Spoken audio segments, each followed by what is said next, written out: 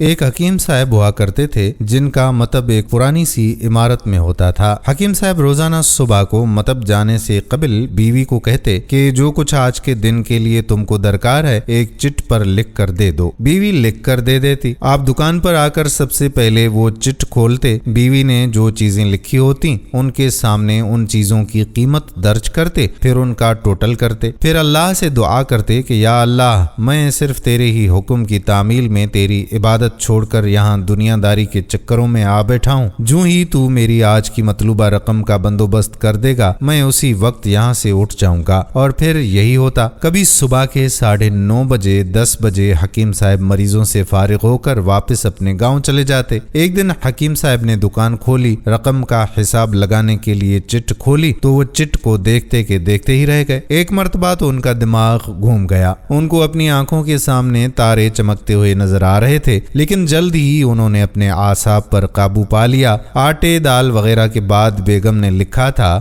بیٹی کے جہیز کا سامان۔ کچھ دیر سوچتے رہے، پھر چیزوں کی قیمت لکھنے کے بعد جہیز کے سامنے لکھا یہ اللہ کا کام ہے، اللہ جانے۔ ایک دو مریض آئے ہوئے تھے، ان کو حکیم صاحب دوائی دے رہے تھے۔ اسی دوران ایک بڑی سی کار ان کے مطب کے سامنے آ کر رکی۔ حکیم صاحب نے کار یا صاحب کار کو کوئی خاص توجہ نہ دی کیونکہ کئی کاروں والے ان کے پاس آتے رہتے تھے۔ دونوں مریض دوائی لے کر چلے گئے۔ وہ سوٹیڈ بوٹیڈ صاحب کار سے باہر نکلے اور سلام کر کے بینچ پر بیٹھ گئے۔ حکیم صاحب نے کہا کہ اگر آپ نے اپنے لیے دوائی لینی ہے تو ادھر اسٹول پر آ جائیں تاکہ میں آپ کی نبض دیکھ لوں، اور اگر کسی مریض کی دوائی لے کر جانی ہے تو بیماری کی کیفیت بیان کریں۔ وہ صاحب کہنے لگے کہ حکیم صاحب، میرا خیال ہے آپ نے مجھے پہچانا نہیں ہے، لیکن آپ مجھے پہچان بھی کیسے سکتے ہیں کیونکہ میں 15-16 سال بعد آپ کے مطب میں داخل ہوا ہوں۔ آپ کو گزشتہ ملاقات کا احوال سناتا ہوں، پھر آپ کو ساری بات یاد آ جائے گی۔ وہ کہنے لگے کہ جب میں پہلی مرتبہ یہاں آیا تھا تو وہ میں خود نہیں آیا تھا، خدا مجھے آپ کے پاس لے آیا تھا کیونکہ خدا کو مجھ پر رحم آ گیا تھا اور وہ میرا گھر آباد کرنا چاہتا تھا۔ ہوا کچھ اس طرح سے تھا کہ میں لاہور سے میرپور اپنی کار میں اپنے آبائی گھر جا رہا تھا، عین آپ کی دکان کے سامنے ہماری کار پنکچر ہو گئی۔ ڈرائیور کار کا پہیا اتار کر پنکچر لگوانے چلا گیا۔ آپ نے دیکھا کہ میں گرمی میں کار کے پاس کھڑا ہوا ہوں تو آپ میرے پاس آئے اور آپ نے مطب کی طرف اشارہ کیا اور کہا کہ ادھر آ کر کرسی پر بیٹھ جائیں، اندھا کیا چاہے دو آنکھیں۔ میں نے آپ کا شکریہ ادا کیا اور کرسی پر آ کر بیٹھ گیا۔ ڈرائیور نے کچھ زیادہ ہی دیر لگا دی تھی۔ ایک چھوٹی سی بچی بھی یہاں آپ کی میز کے پاس کھڑی تھی اور بار بار کہہ رہی تھی چلے نا، مجھے بھوک لگی ہے۔ آپ اسے کہہ رہے تھے کہ بیٹی تھوڑا صبر کرو، ابھی چلتے ہیں۔ میں نے یہ سوچ کر کہ اتنی دیر سے آپ کے پاس بیٹھا ہوا ہوں، مجھے کوئی دوائی آپ سے خریدنی چاہیے تاکہ آپ میرے بیٹھنے کو زیادہ محسوس نہ کریں۔ اس وقت میں نے کہا کہ حکیم صاحب، میں 5-6 سال سے انگلینڈ میں رہتا ہوں۔ انگلینڈ جانے سے قبل میری شادی ہو گئی تھی، لیکن ابھی تک اولاد کی نعمت سے محروم ہوں۔ یہاں بھی بہت علاج کروایا اور وہاں انگلینڈ میں بھی، لیکن ابھی قسمت میں مایوسی کے سوا اور کچھ نہیں دیکھا۔ آپ نے کہا کہ میرے بھائی توبہ استغفار پڑھو، خدا را اپنے خدا سے مایوس نہ ہو، یاد رکھو اس کے خزانے میں کسی شے کی کمی نہیں ہے۔ اولاد، مال و اسباب اور غمی خوشی،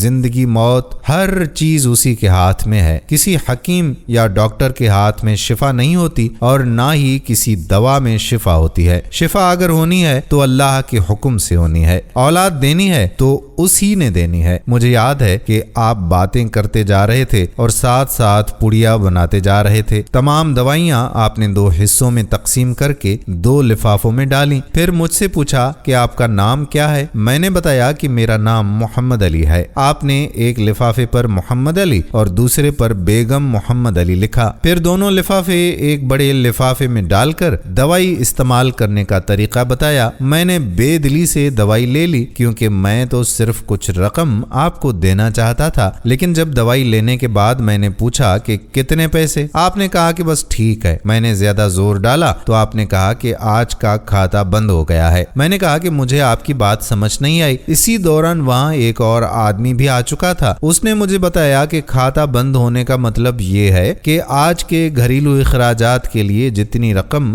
حکیم صاحب نے اللہ سے مانگی تھی وہ اللہ تعالیٰ نے دے دی ہے، مزید رقم وہ نہیں لے سکتے۔ میں کچھ حیران ہوا اور کچھ دل میں شرمندہ بھی ہوا۔ ہوا کہ میرے کتنے گھٹیا خیالات تھے اور یہ سادہ سا حکیم کتنا عظیم انسان ہے۔ میں نے جب گھر جا کر بیوی کو دوائیاں دکھائیں اور ساری بات بتائی تو بے اختیار اس کے منہ سے نکلا کہ وہ انسان نہیں کوئی فرشتہ ہے اور اس کی دی ہوئی ادویات ہمارے من کی مراد پوری کرنے کا باعث بنے گی۔ حکیم صاحب آج میرے گھر میں 3 پھول اپنی بہار دکھا رہے ہیں۔ ہم میاں بیوی ہر وقت آپ کے لیے دعائیں کرتے رہتے ہیں۔ جب بھی پاکستان چھٹی پر آیا کار ادھر روکی لیکن دکان کو بند پایا۔ میں کل دوپہر بھی آیا تھا، آپ کا مطب بند تھا۔ ایک آدمی پاس ہی کھڑا ہوا تھا، اس نے کہا کہ اگر آپ کو حکیم صاحب سے ملنا ہے تو آپ صبح 9 بجے لازماً پہنچ جائیں، ورنہ ان کے ملنے کی کوئی گارنٹی نہیں ہے، اس لیے آج میں سویرے سویرے آپ کے پاس آ گیا ہوں۔ محمد علی نے کہا کہ جب 15 سال قبل میں نے یہاں آپ کے مطب میں آپ کی چھوٹی سی بیٹی دیکھی تھی تو میں نے بتایا تھا کہ اس کو دیکھ کر مجھے اپنی بھانجی یاد آ رہی تھی۔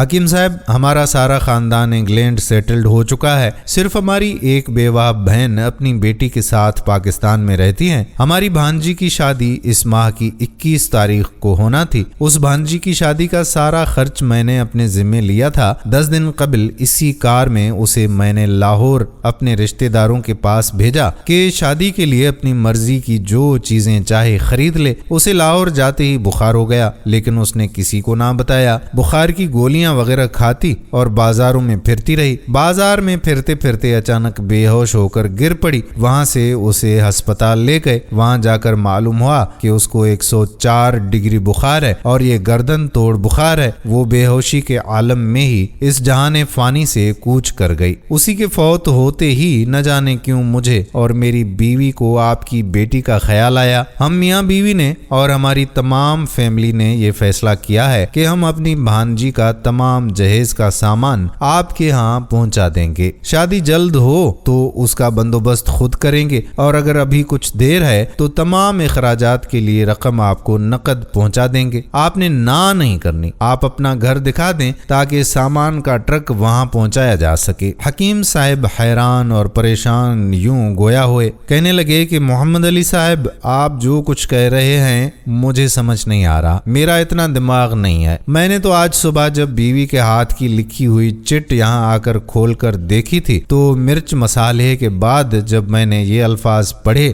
بیٹی کے جہیز کا سامان تو آپ کو معلوم ہے میں نے کیا لکھا؟ آپ خود یہ چٹ ذرا دیکھیں۔ محمد علی صاحب یہ دیکھ کر حیران رہ گئے کہ بیٹی کے جہیز کے سامنے لکھا ہوا تھا یہ کام اللہ کا ہے، اللہ ہی جانے۔ محمد علی صاحب یقین کریں کہ آج تک کبھی ایسا نہیں ہوا کہ بیوی نے چٹ پر چیز لکھی ہو اور مولا نے اس کا اسی دن بندوبست نہ کر دیا ہو۔ واہ مولا واہ، تو عظیم ہے، تو کریم ہے۔ آپ کی بھانجی کی وفات کا مجھے صدمہ ہے لیکن اس کی قدرت پر حیران ہوں کہ وہ کس طرح اپنے معجزے دکھاتا ہے۔ حکیم صاحب نے کہا کہ جب سے ہوش سنبھالا ایک ہی سبق پڑھا کہ صبح ورد کرنا ہے رازق رزاق، تو ہی رزاق، اور شام کو شکر شکر مولا تیرا شکر۔ دوستو اگر آپ کو یہ ویڈیو پسند آئی ہو، اچھی لگی ہو تو اپنی خوبصورت وال پر اس ویڈیو کو جگہ ضرور دیں۔ ایک شیئر تو بنتا ہے، آپ کے 2-3 سیکنڈ ہی لگیں گے تو یہ شیئر ضرور کر دیں۔ آنے والی ویڈیو تک اپنے میزبان قادر بخش کلہوڑوں کو اجازت دیجیے۔ اللہ